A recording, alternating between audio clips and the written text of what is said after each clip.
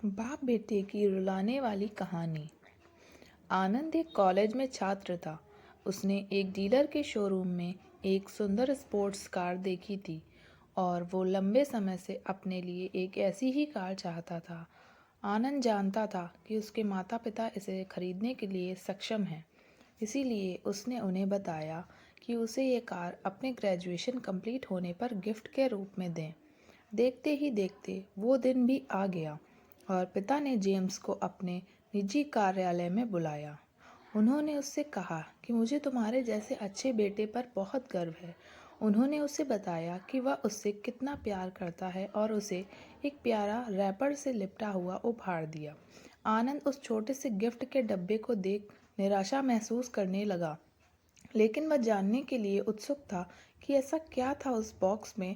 इसलिए उसने बॉक्स तुरंत खोला और उसमें एक लाल कपड़े से लिपटी भगवत गीता देखी। आप इतने अमीर हैं और आप मुझे केवल एक गीता दे रहे हैं। काफ़ी गुस्से से अपने पिता पर वो चिल्लाया और अपनी नाराज़गी और गुस्से के वश में आकर आडम्बने न आओ देखा न ताओ तुरंत घर छोड़ दिया। काफ़ी साल बीत गए।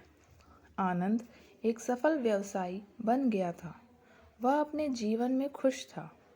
उसकी शादी हो चुकी थी और उसके 2 बच्चे थे।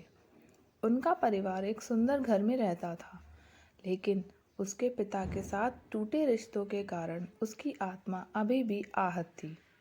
आनंद अपने पिता का घर छोड़ने के बाद कभी उनसे नहीं मिला था।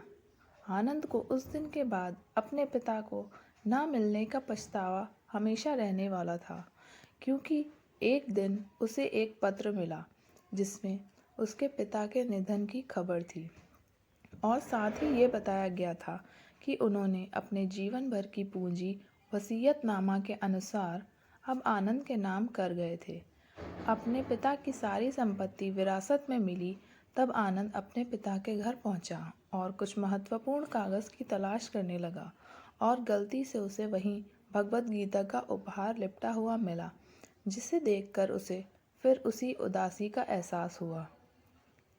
उस गीता को उसने अच्छे से देखा तो उस पर अपने पिता की हैंडराइटिंग में कुछ लिखा पाया। उस पर लिखा था,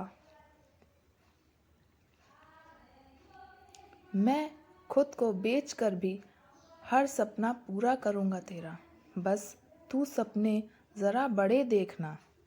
ये बोल रहा बाप नहीं, जिंदगी का सबसे पहला दोस्त तेरा।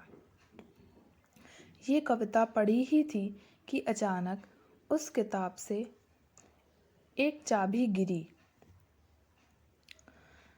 जिसके ऊपर लगे टैग पर उसके ग्रेजुएट होने की तारीख के साथ कॉन्ग्रेचुलेशंस और आई लव यू लिखा हुआ था।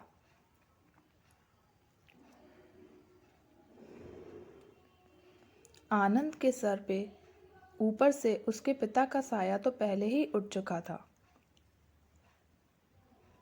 और आज उसकी ज़िंदगी की सबसे बड़ी गलती के बारे में जानकर उसके पैरों के नीचे से ज़मीन भी खिसक गई।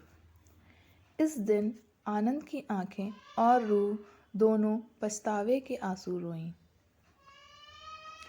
अगर आपको ये कहानी पसंद आई हो तो प्लीज़ मेरे चैनल को लाइक सब्सक्राइब करें, कमेंट करिए। Thank you.